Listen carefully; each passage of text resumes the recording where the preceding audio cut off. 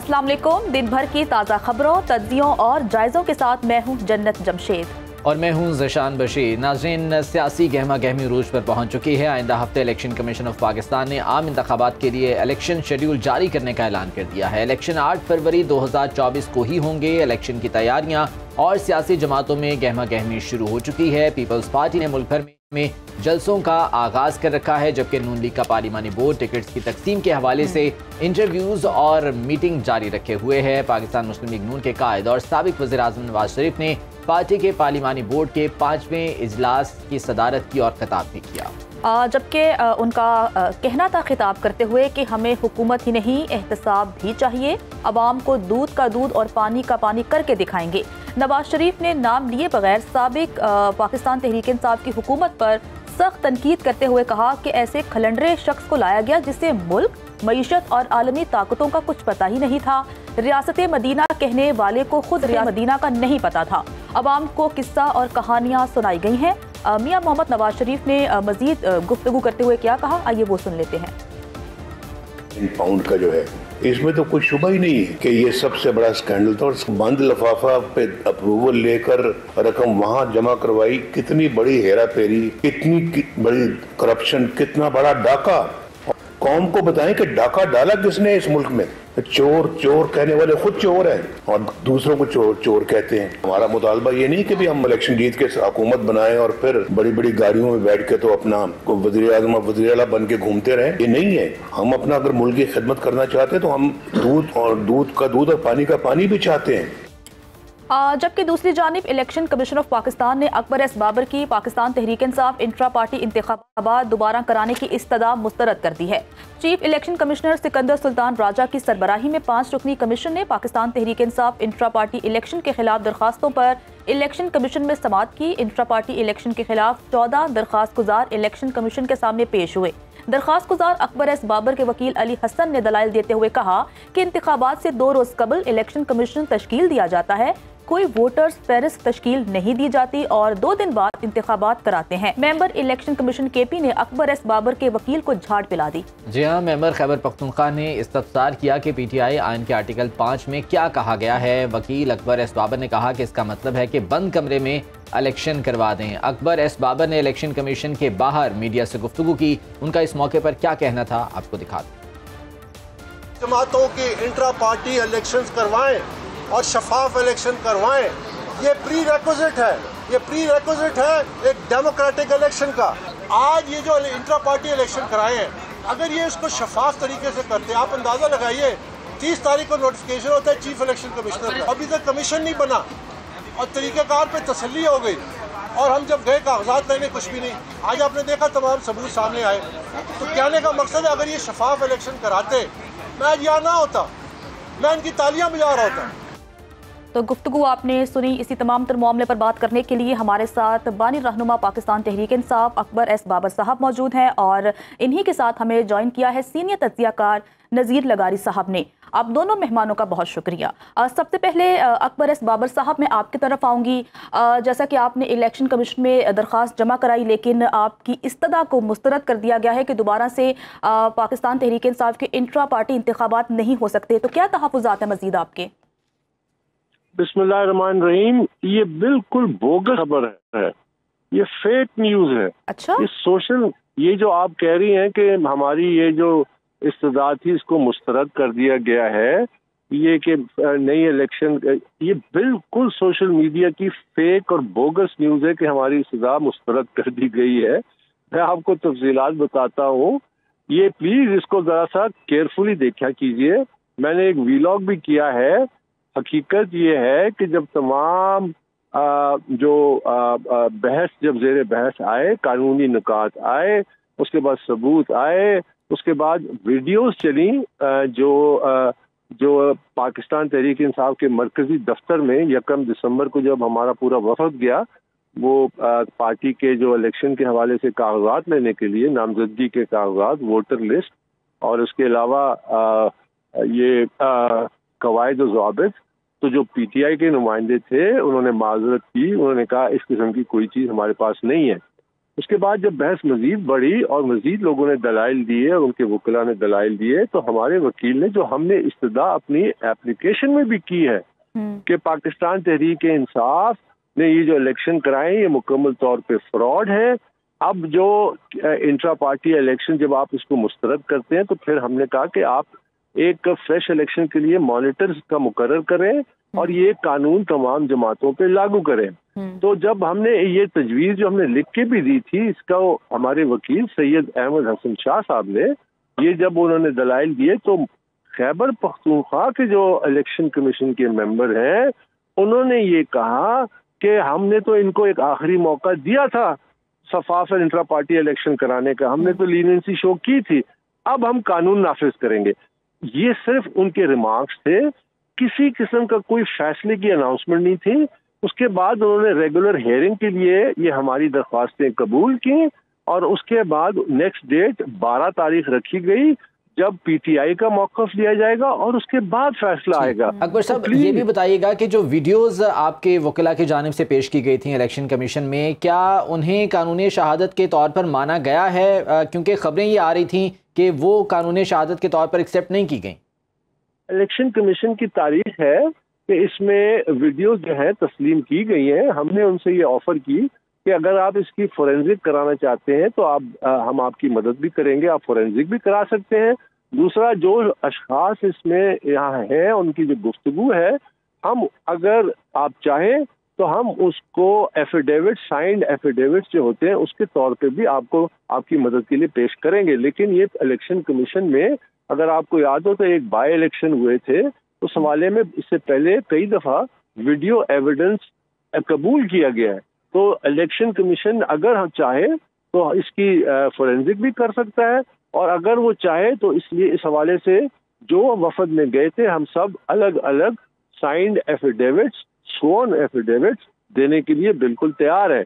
लेकिन अभी मरला 12 तारीख को है कि पीटीआई को एक मौका दिया जाएगा कि वो ये जो फैक्ट्स आए हैं उसके सामने रख के फिर वो अपनी दलाइल देंगे। और फिर आपने कहा कि किसी तीसरे फरीक के जरिए शफाफ इंतखाबात, इंट्रा पार्टी इंतखाबात जो है वो करवा लिए जाएं, लेकिन ऐसा कोई प्रेसिडेंट है कि पहले किसी जमात में इंट्रा पार्टी इलेक्शन किसी तीसरे फरीक के जरिए करवाए गए हों, या ऐसा हो सकता है? हमने कवानीन को कोट किया, जो आइन को कोट किया कि जिसमें इलेक्शन कमीशन ऑफ पाकिस्तान के पास वसी इख्तियारात हैं। हमने उन कवानीन का रेफरेंस भी दिया कि आप कानून को नाफिज करने के लिए आइन आपको बड़े वसी इख्तियारात देता है।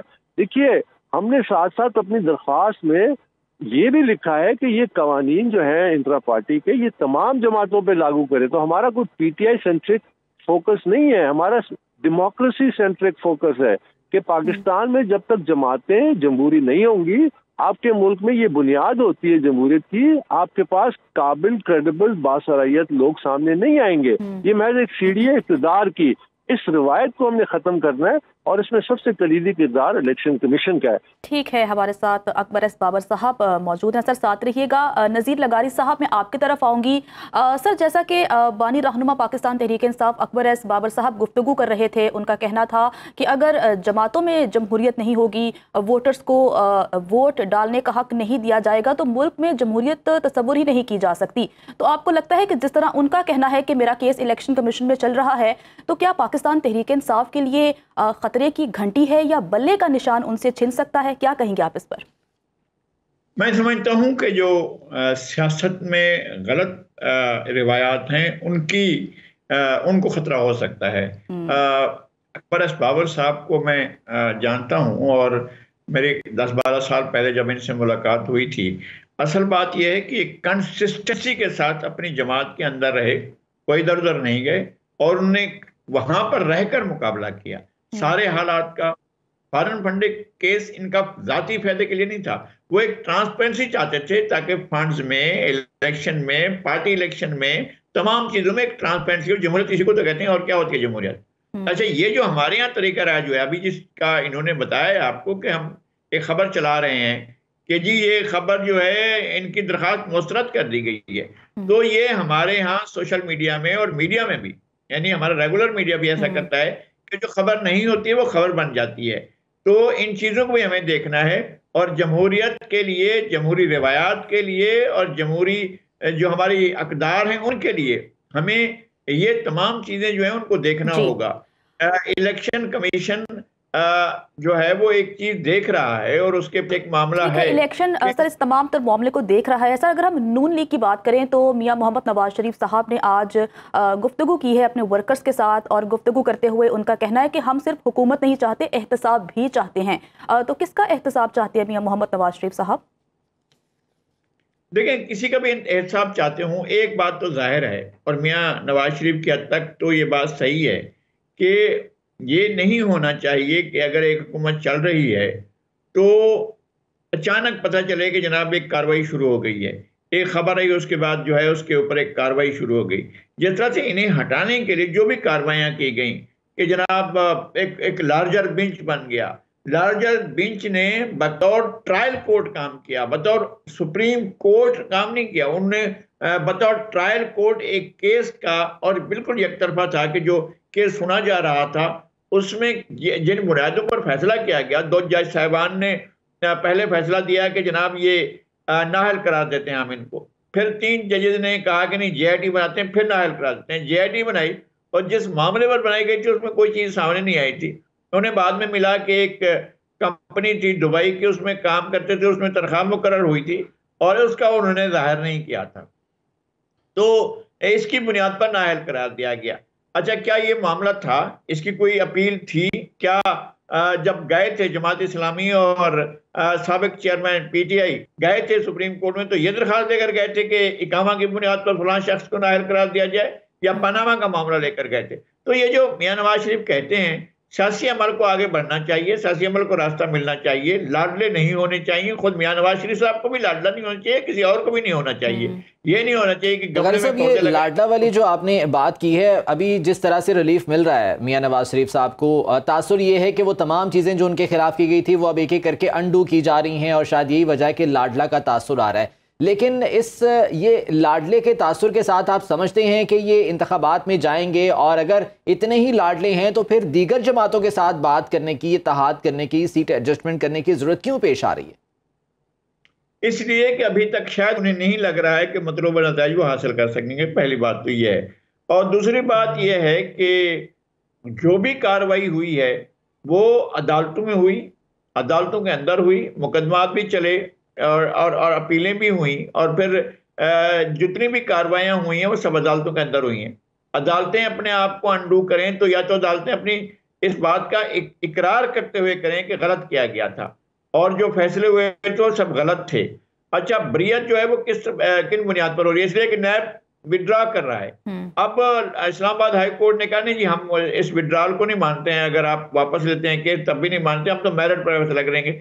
मेरिट पर फैसला कैसे होगा? जिसने इस्तगासा दायर किया था, जिसने रेफरेंस दायर किया था वो पीछे हट गया, वो कहता है कि मैं इस ट्रायल में हिस्सा नहीं लूंगा, मुझे इसको कंटेस्ट ही नहीं करना है। जब कंटेस्ट नहीं किया था तो फिर आपने फाइल क्यों किया था? अब फाइल कर दिया था तो इसमें सजा क्यों हुई थी? सजा हो गई थी कि अपील में चले गए, अपील में हुए तो फिर अपील में वही इस्तगासा जो है वो अगर विड्रॉ कर जाता है तो फिर तो मामला ही खत्म हो गया ना। फिर अब फेयर ट्रायल कहाँ से आएगा? ये जो मेरिट कहाँ से आएगा? मेरिट तो उसका होगा ना कि इस्तगासा आकर खड़ा हो जाए और स्टैंड करे कि जनाब मैंने ये बात की थी और इस बात पर मैं कायम हूँ। वो तो कायम नहीं है, तो सजा बनती नहीं। अब तो नहीं होगी सजा इस पर, क्योंकि वो जिसने इस्तगासा दायर किया था वो विड्रॉ कर दिया। एटीट्यूड ही यहाँ पर बिल्कुल चेंज हो गया। लगारी साहब साथ रहिएगा। अकबर एस बाबर साहब ये फरमाइएगा कि अभी 12 दिसंबर की डेट है, डेफिनेटली जो PTI की लीगल टीम है वो भी अपनी स्ट्रेटजी के साथ आएगी, तो आगे लाहे अमल क्या है आपके वकला की जानिब से? क्या दोबारा से इंट्रा पार्टी इलेक्शंस करवाने के हवाले से जो आपकी डिमांड है वही सामने रखी जाएगी?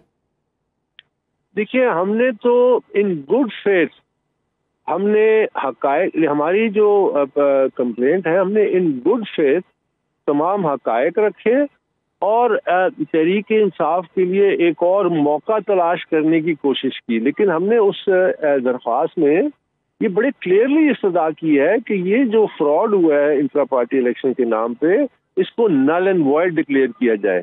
तो जो हमारे ये जो सोशल मीडिया में, खासकर PTI सोशल मीडिया में यानी वो इस बात को भी नहीं समझते कि हम बेसिकली पीटीआई के लिए, जब ये हमने कहा कि एक और मौका दें, तो हम पीटीआई के लिए एक जमहूरी कानूनी रास्ता इस्तदा कर रहे हैं कि एक और मौका दें, जिसपे ये रिमार्क आया कि जी हमने जो लीनियंसी करनी थी कर दी, अब हम फलाना कानून जो है वो आप कानून पढ़ लें जिसका उन्होंने हवाला दिया था, वो बड़ा सख्त है। उसके नतीजे में पाकिस्तान तहरीक इंसाफ के हाथ से न सिर्फ बल्ला जाएगा बल्कि इसके डीलिस्ट होने का भी खतरा हो जाता है। तो ये थोड़ा सा इसकी गहराई में जाके देखना चाहिए कि ये बात क्या हुई, किस कॉन्टेक्स्ट में हुई, उसके क्या नतीजे है। हमने अपनी जो बुनियादी सजा हमने जो की है वो ये कि इस इलेक्शन, ये इलेक्शन थे ही नहीं, इलेक्शन के नाम पे सिलेक्शन था।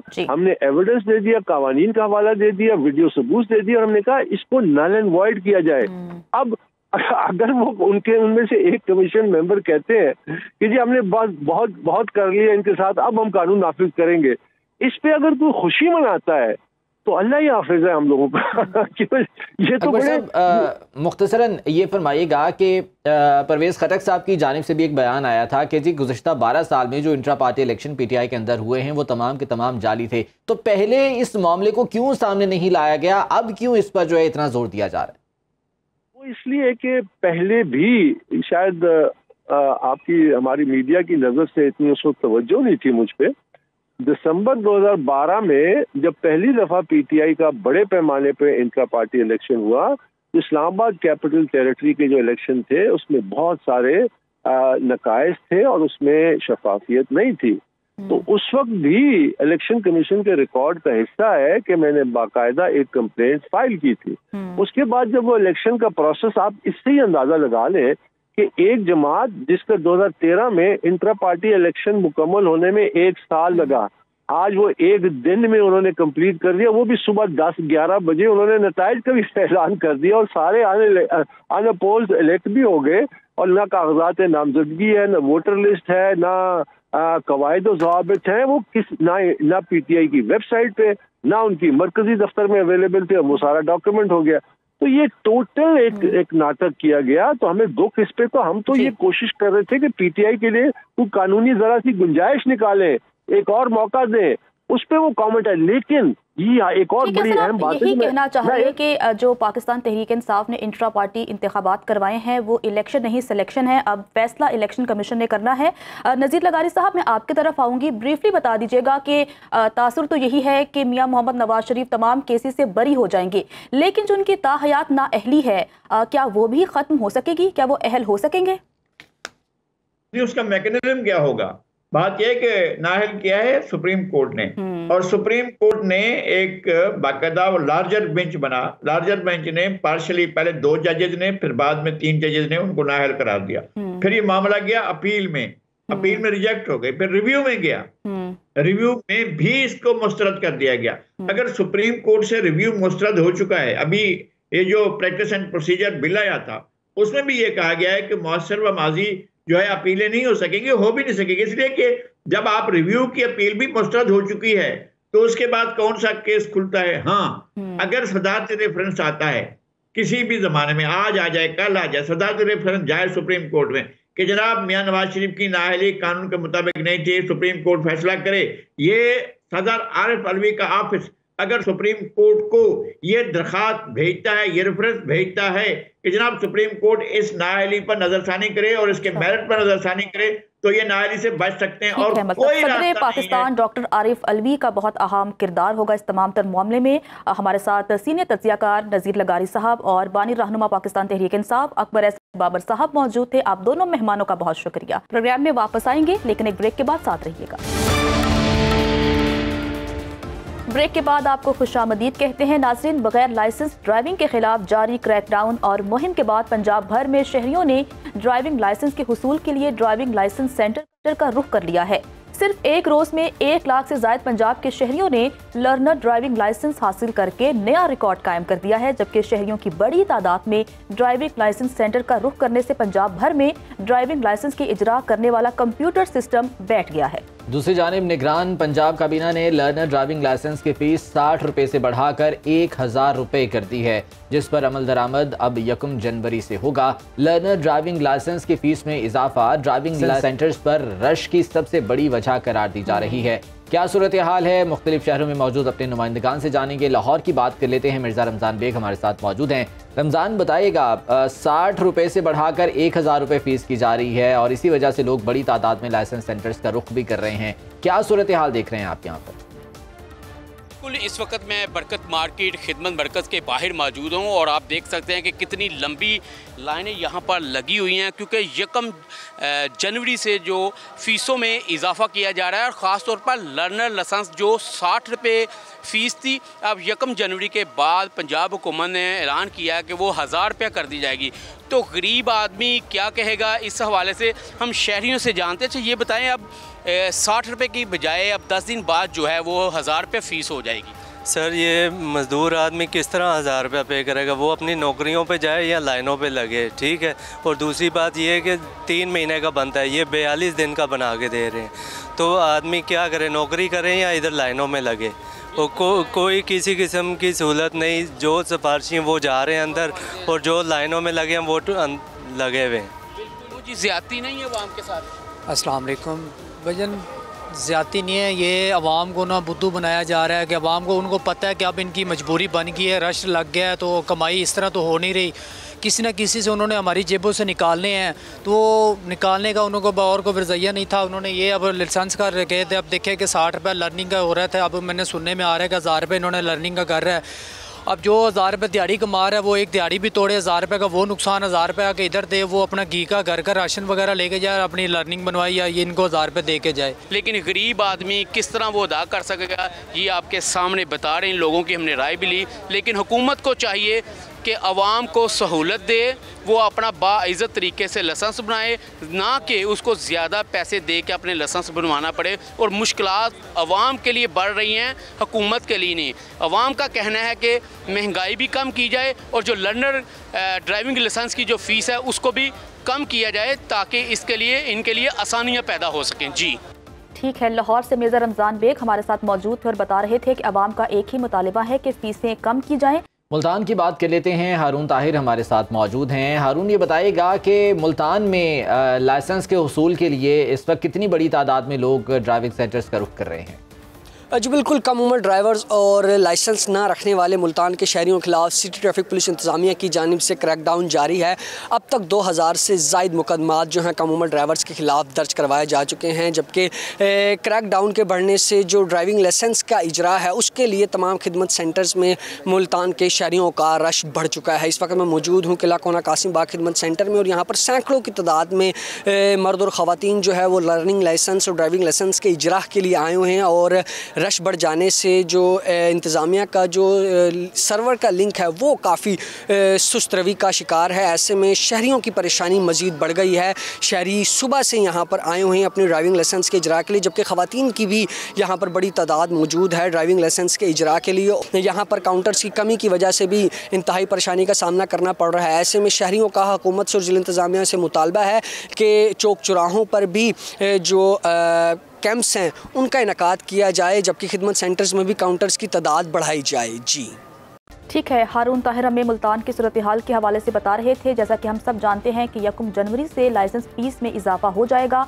आवाम का इस हवाले से क्या कहना है, आइए वो सुन लेते हैं। 60 रुपये से 1000 ज्यादा है ना। हम गरीब बंदा फिर रोटी भी से भी जाएगा, अब क्या करें। परेशानी सिर्फ परेशानी है। 5 से 6 चल रहे हैं टोकन, और मुझे उन्होंने टोकन दिया 341 नंबर, और मैंने उन्हें कहा ये आपने मुझे आज का दिया है। वो कहते हैं नहीं पता, आप बैठ जाएं। मतलब मैं खाना छाना मंगा लेता हूँ, यहाँ बैठ जाता हूँ, सो जाता हूँ। जब नंबर आएगा किसी दिन तो आ जाएगा। गरीब आदमी क्या करे, फिर बनवाना तो है सर। गाड़ियाँ बंद करना है, चलान कर रहे हैं, 15-15 हज़ार रुपये दे के लड़के छुड़वा के आ रहे हैं। 3 से 4 बार मैं इधर आ चुका हूँ। जब भी आता हूँ हर बार जो है ना अगले वीक का कह देते हैं। सिस्टम इनके नहीं जो चल रहे थे। जब हम कहीं पे जाते हैं तो हमें रोक के पूछा जाता है जी लाइसेंस जब इधर बन ही नहीं रहे तो हम किधर जाएं। यहाँ पे वैसे आके बंदे का बड़ा टाइम वेस्ट होता है। 120 रुपये से 1000 रुपया बहुत ज़्यादा है, ये इतना ज़्यादा नहीं होना चाहिए। हम आप उनको सहूलत दें, बल्कि उनको कहें कि आप आएँ, हम आपको फ्री बना के देते हैं। आरपी साहब ने तो ये कहा कि आप जैसे जाएंगे फौरी आपको लाइसेंस बगैर टेस्ट बनाकर दिया जाएगा।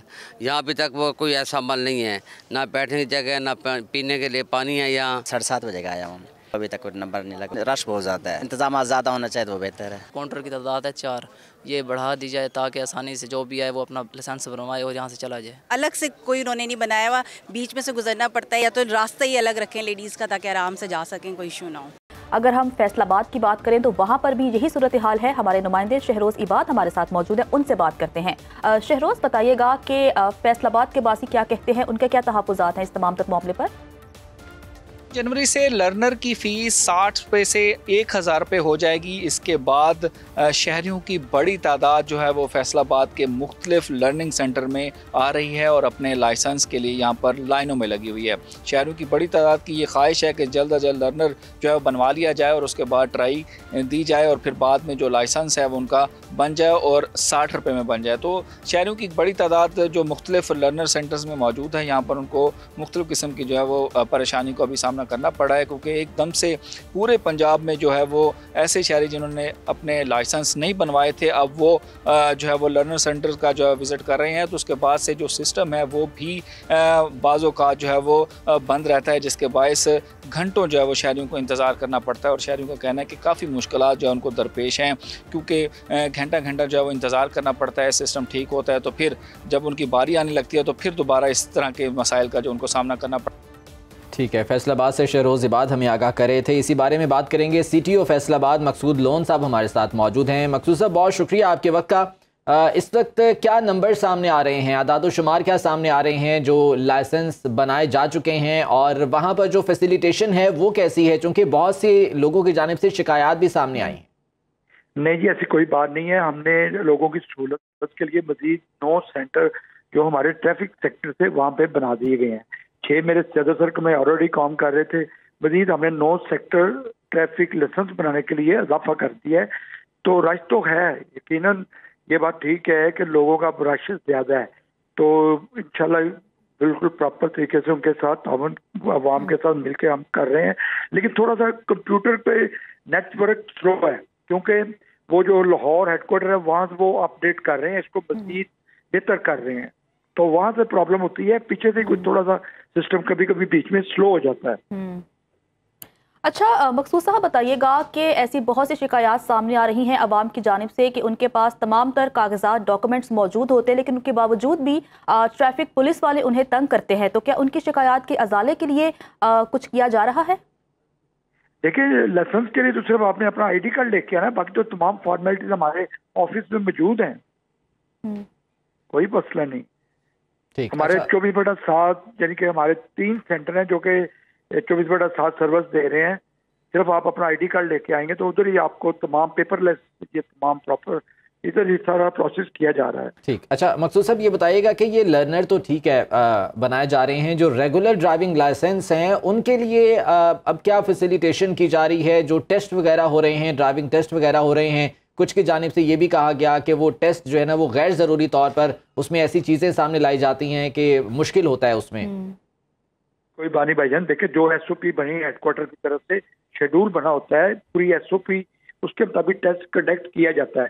यानी कि जो ट्रैक लगता है वो बाकायदा जनाब एडिशनल IG साहब ऑफिस में बाकायदा उन्होंने मंजूर किया होता है, उसके मुताबिक ट्रैक लगाया जाता है जो कि बिल्कुल मॉनिटर किया जाता है, कैमरे लगे होते हैं। हर टेस्ट जो है वो ऑनलाइन लिया जा रहा है। अच्छा सर, क्योंकि लाइसेंस बनाने के लिए बड़ी तादाद जो है वो बड़ी तादाद में आवाम लाइसेंस सेंटर्स का रुख कर रही है, तो क्या इनकी तादाद को भी बढ़ाया जाएगा? जो लेना कर रहे जी सर, क्या तादाद को बढ़ाया जाएगा लाइसेंस सेंटर्स की?